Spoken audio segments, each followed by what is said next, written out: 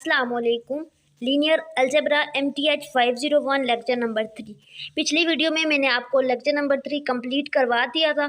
आज की वीडियो में मैं आपको लेक्चर नंबर 3 का जो है एक्सरसाइज वो सॉल्व आउट करवाऊंगी, क्योंकि इसकी जो एक्सरसाइज है वो हैंड आउट के अंदर सॉल्व नहीं होती, ये आपकी प्रैक्टिस के लिए क्वेश्चन होते हैं।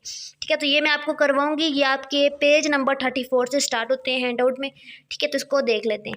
सबसे पहला क्वेश्चन है, state in word the next elementary row operation that should be performed on the system in order to solve it. ठीक है, इसको आपने सॉल्व आउट करना है रो ऑपरेशन को यूज़ करके। तो इसको करने के डिफरेंट तरीके होते हैं, तो जो हैंड आउट के अंदर तरीके यूज़ हुआ है वही हम भी करेंगे। तो सबसे पहले इसका पार्ट ए है, पार्ट बी बहुत ज़्यादा ईजी है। ठीक है, क्योंकि इसमें कम वैल्यू है, आपको नज़र आ रहा होगा। तो मैं आपको सॉल्व आउट करवाती हूँ। अच्छा, ये क्वेश्चन जो था वो इक्वेशन की फॉर्म में था। सबसे पहले इसको मैट्रिक की फॉर्म में कन्वर्ट किया। ठीक है, इस तरह से मैट्रिक की फॉर्म में कन्वर्ट कर लिया। मैं आपको बता चुकी हूँ कि कैसे आपने इसको मैट्रिक की फॉर्म में कन्वर्ट करना है। उसके बाद ये ए मैट्रिक था, साइड पे मैंने ये बी मैट्रिक लिखा, ये वाला जो कॉलम था उठा के। ठीक है, बी मैट्रिक। अब इसको सॉल्व आउट करना है रो ऑपरेशन के मेथड से। तो यहाँ पे हमने क्या करना होता है, यहाँ पे 1 के नीचे 0, यहाँ पे 1 के नीचे 0 और यहाँ पे 1 के नीचे 0। ठीक है, तो ये भी सॉल्व हुआ हुआ है, ये भी सॉल्व हुआ हुआ है। तो हमने यहाँ से स्टार्ट करना है, हमने इसको 1 बनाना है 5 को। तो मैंने सोचा कि इसको ऐसा क्या किया जाए कि ये 5 1 बन जाए। तो मैंने किया, रो 3 को डिवाइड किया 5 से। ठीक है, तो ये हमारे पास 1 बन जाएगा। बाकी पहली रो दूसरी रो एज इट इज़ उठा के लिख दी। अब तीसरी रो पे हमने 5 से डिवाइड करना है। तो 0/5 5 ही होगा। उसके बाद 0/5 5 ही होगा।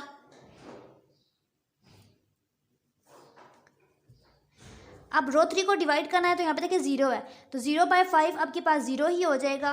फिर 0/5 0 ही हो जाएगा, और 5/5 आपके पास कट होके 1 बन जाएगा। ठीक है, और -1/5 हो जाएगा ये, और 7/5 हो जाएगा। ठीक है, अब ये काम हो गया। अब हमने नेक्स्ट इसको मैट्रिक की फॉर्म में दोबारा लिखना था, और साथ ही हैंड आउट में ये चीज़ लिखते जा रहे थे। ठीक है, लेकिन मैं ये चीज़ नहीं लिख रही, मैं डायरेक्ट लिख लूँगी, क्योंकि यहाँ पे टाइम वेस्ट करने वाली बात है। हमने बेसिकली करना रो ऑपरेशन है, वो हमें समझाने के लिए करते हैं। तो यहाँ पे देखिए, अब यहाँ पे 1 बन गया है।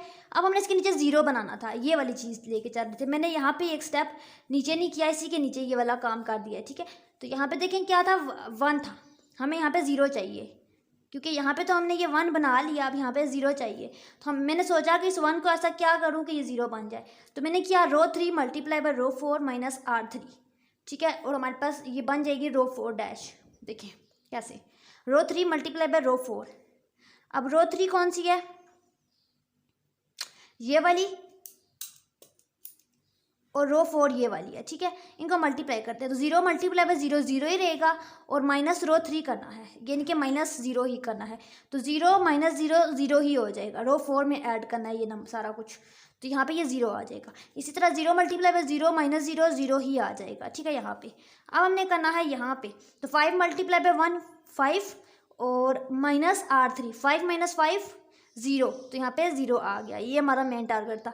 अब हमने क्या करना है नेक्स्ट, इसी तरह -1 मल्टीप्लाई बाय 3 करना है, -3 और -1 -4 हो जाएगा। ठीक है, इसी तरह सॉल्व आउट किया लास्ट वाले को, और ये पूरी रो आ गई।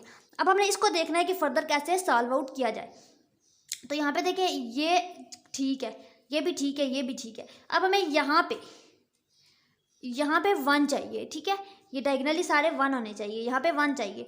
तो हमने क्या किया, ये जो रो 4 थी उसको हमने -4 से डिवाइड कर दिया, ये डिवीजन का साइन है।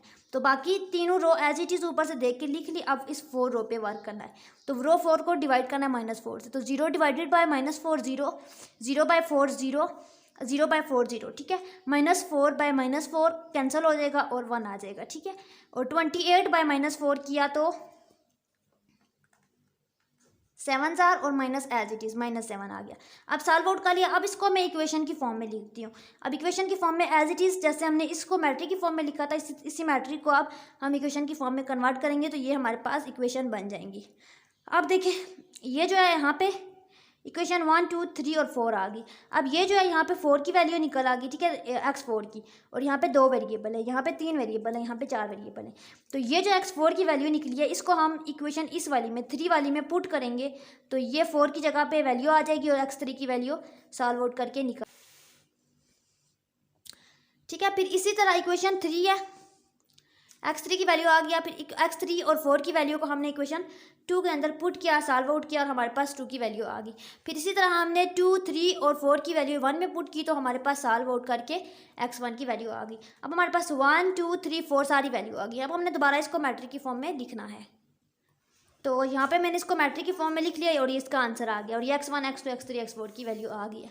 ठीक है, ये था रो ऑपरेशन जो कि हमने कर लिया है। नेक्स्ट क्वेश्चन नंबर 2 देखते हैं। Question number 6, matrix of linear form has been transform into row operation into the form below. अच्छा, कह रहे हैं कि ये आपको एक सोल्यूशन गिवन है और आप बताएं कि सॉल्व आउट करके कि ये कंसिस्टेंट है या नहीं। तो देखिए, सबसे पहले आपको ये मैट्रिक्स की फॉर्म में गिवन है, इसको सॉल्व आउट करते हैं।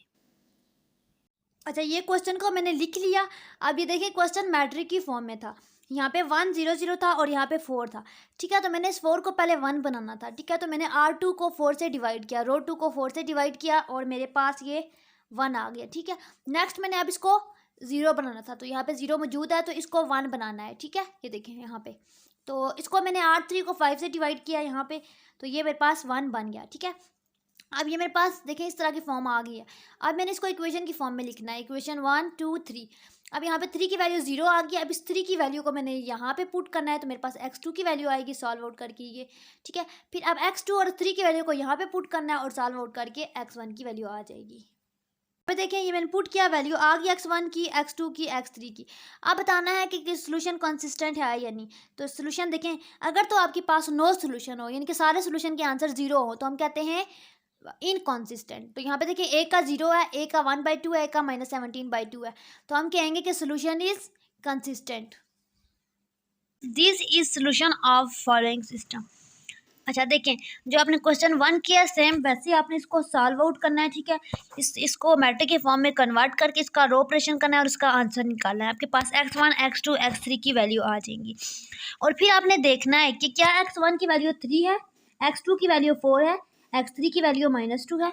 अगर तो ये आ गया तो कहना है yes it's this is the solution of the equation. लेकिन अगर कोई और वैल्यू आएगी तो आपने कहना know the answer doesn't match with this one 3 4 -2। ठीक है, तो वही तरीका करके बस देखना है कि आंसर वही है या नहीं।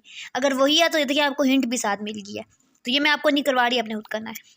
Next question number 4, for what value of h and k is the following system consistent. अच्छा, कह रहे हैं कि h और k की जगह पे ऐसी कौन सी वैल्यू होंगी तो सोल्यूशन आपके पास कंसिस्टेंट होगा। क्वेश्चन नंबर 5 में भी वही 6 7 8। ठीक है, इक्वेशन गिवन है, आपने रो ऑपरेशन करना है, सॉल्व आउट करना है और वही तरीका जो क्वेश्चन नंबर 1 है एज इट इज। ठीक है, उसके बाद यहाँ पे क्वेश्चन नंबर 9 जो है, इसमें आपने h की वैल्यू फाइंड आउट करनी है। यहाँ पे देखें, दानों के अंदर h यूज़ हो रहा है, तो रो ऑपरेशन करना है और आपने h की वैल्यू को निकाल लेना है वैसे ही। ठीक है, इसी तरह आपने यहाँ पे भी h और g की वैल्यू को निकालना है। अब यहाँ पे 2 चीज़ें आ गई हैं, h, g और k। ठीक है, इनकी वैल्यू को फाइंड आउट करना है। उसके बाद है ये क्वेश्चन है, find elementary row operation that transform the first matrix into the second and second into the first. अच्छा, इसमें मैट्रिक को ट्रांसफॉर्म करना है। ठीक है, ये 13 14 और 15 एक तरीके से होंगे, इसमें से मैं आपको एक करवा देती हूँ। ठीक है, दो मैट्रिक थे, एक ये और एक ये, इन दोनों को आपस में इंटरचेंज करना है। तो यहाँ पे देखिए, पहले वाले मैट्रिक को सॉल्व करना है और ये आंसर लाना है। तो यहाँ पे देखिए, ये रो और ये रो सेम थी, ये रो और ये रो सेम थी। ठीक है, चेंजिंग कहाँ पे है, यहाँ पे सेकंड रो में। तो देखिए, अगर मैंने इस रो को 5 के 2 के साथ डिवाइड किया तो 2 / 2 1 हो जाएगा और -4 / 2 -2 हो जाएगा। ठीक है, तो ये जब मैंने स्टेप किया तो मेरे पास यही चीज़ आ गई आंसर। ठीक है, ये चीज़ इस चीज़ में ट्रांसफॉर्म हो गई है। अब नेक्स्ट कह रहे हैं इस चीज़ को लेना है और इस चीज़ के इक्वल प्रूव करना है, तो ये चीज़ मैंने यहाँ पे लिख ली।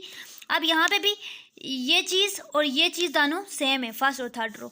अब सेकंड रो को चेंज करना है, तो सेकंड रो को 2 से मल्टीप्लाई किया तो 0 × 2 0 आ गया और 1 × 2 2 आ गया और -2 × 2 -4 आ गया। ठीक है, तो ये चीज़ इस चीज़ में ट्रांसफॉर्म होगी। इसी तरह आपने इसके नेक्स्ट 2 पार्ट करने। ठीक है, और यहाँ पे एक्सरसाइज के क्वेश्चन ख़त्म हो गए लेक्चर नंबर 3 के। आई होप कि आपको समझ आ गए होंगे। बाकी कमिंग लेक्चर के लिए चैनल के साथ इन टच रहें, चैनल को सब्सक्राइब करें और चैनल को सब्सक्राइब ज़रूर किया करें और बाकी दुआओं में याद रखें। अल्लाह हाफिज़।